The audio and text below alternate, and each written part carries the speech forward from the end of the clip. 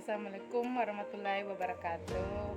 Saya dari kelompok 1 akan menjelaskan tentang komponen struktur jalan rel dan persyaratan tekniknya.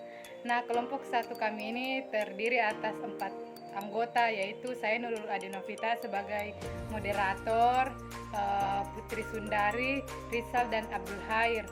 Nah, di materi kami kali ini, kami akan menjelaskan tentang 3 agenda, yaitu pertama, komponen struktur jalan rel, kedua, kriteria struktur jalan rel, dan terakhir yaitu klasifikasi jalan rel.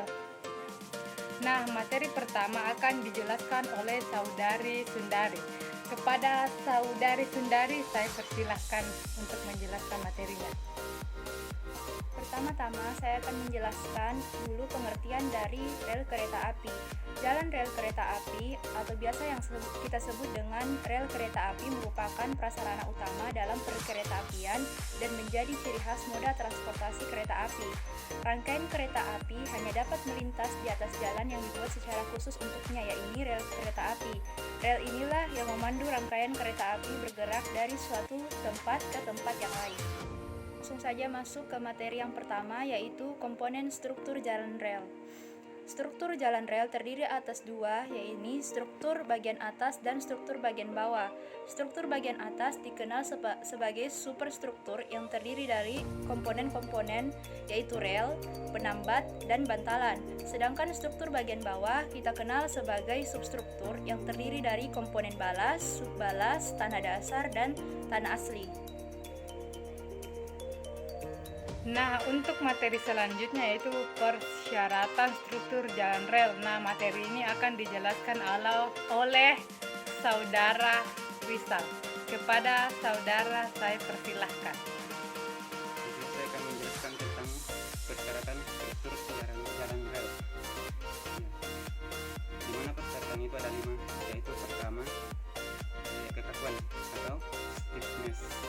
Kekakuan struktur untuk menjaga deformasi vertikal, di mana deformasi vertikal yang diakibatkan oleh distribusi beban lalu lintas kereta api merupakan indikator utama dari umur, kekuatan, dan kualitas jalan rel.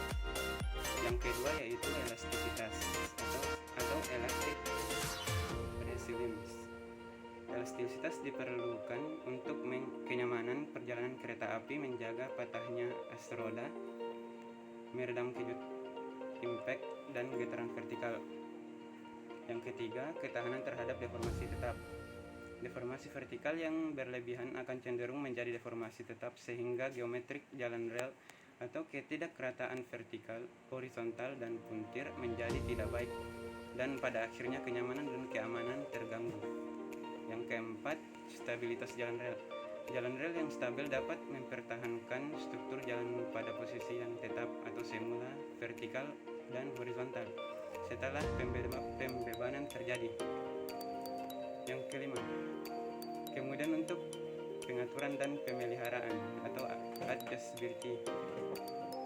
Dalam rel harus memiliki sifat dan kemudahan dalam pengaturan dan pemeliharaan sehingga dapat dikembalikan ke posisi geometrik dan struktur jalan rel yang benar jika terjadi perubahan geometrik akibat beban yang berjalan.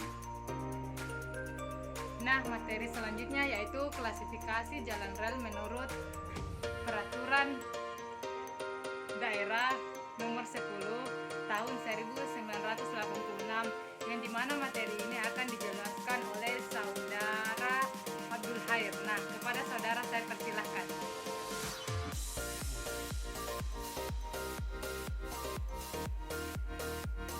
Baiklah, saya akan menjelaskan klasifikasi jalan rel menurut Peraturan Daerah Nomor 10 Tahun 1986. Yang pertama itu penggolongan menurut Lebah Seymour.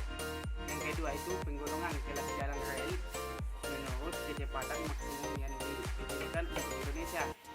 Yang ketiga yaitu penggolongan kelas jalan rel menurut daya lintas kereta api juta ton per tahun diizinkan untuk Indonesia.